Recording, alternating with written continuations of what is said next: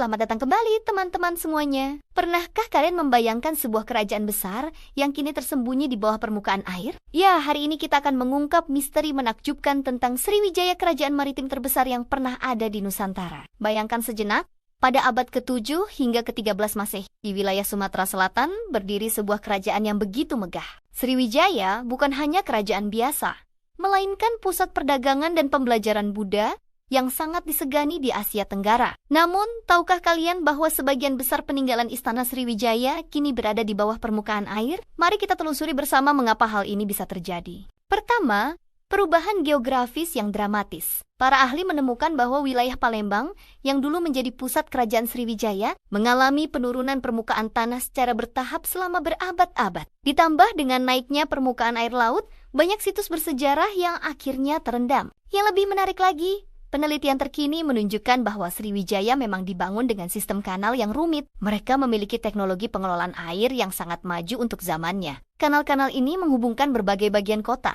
menciptakan Venesia dari timur. Berbagai temuan arkeologi di dasar Sungai Musi memberi kita gambaran tentang kemegahan istana Sriwijaya. Para penyelam telah menemukan berbagai artefak berharga dari perhiasan emas, keramik Tiongkok hingga patung-patung Buddha yang menakjubkan. Salah satu penemuan paling mengesankan adalah fondasi bangunan besar yang diduga merupakan bagian dari kompleks istana. Struktur ini terbuat dari batu bata merah kuno dengan teknik arsitektur yang sangat maju. Bayangkan betapa megahnya istana tersebut saat masih berdiri tegak. Namun, tenggelamnya istana Sriwijaya bukan hanya karena faktor alam. Sejarah mencatat bahwa serangan dari kerajaan Majapahit pada abad ke-14 turut berkontribusi pada kehancuran kerajaan ini. Banyak bangunan yang rusak dan terbakar sebelum akhirnya tenggelam seiring waktu. Yang membuat kisah ini semakin menarik adalah bagaimana penduduk lokal telah menjaga cerita tentang istana yang tenggelam ini melalui berbagai legenda. Kisah-kisah tentang cahaya misterius di malam hari, di atas permukaan air,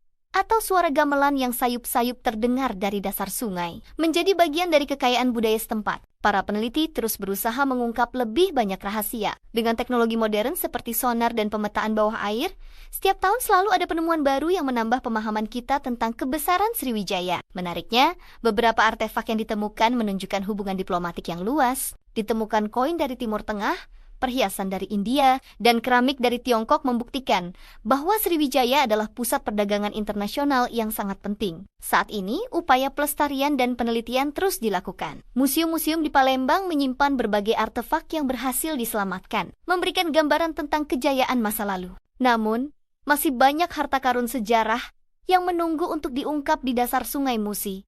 Kisah istana Sriwijaya yang tenggelam ini mengajarkan kita betapa pentingnya menjaga dan melestarikan warisan sejarah. Ini bukan sekadar cerita tentang kejayaan masa lalu, tapi juga pengingat akan kebesaran peradaban Nusantara. Teman-teman, inilah salah satu bukti bahwa Indonesia memiliki sejarah yang luar biasa. Kerajaan Sriwijaya, dengan segala kemegahannya, mungkin kini tersembunyi di bawah air, tapi kisahnya akan terus hidup dan menginspirasi generasi mendatang. Nah, bagaimana menurut kalian tentang rahasia istana Sriwijaya yang tenggelam ini? Tulis pendapat kalian di kolom komentar di bawah. Jangan lupa like, subscribe, dan share video ini ke teman-teman kalian yang juga tertarik dengan sejarah Indonesia. Sampai jumpa di video berikutnya dengan cerita menarik lainnya.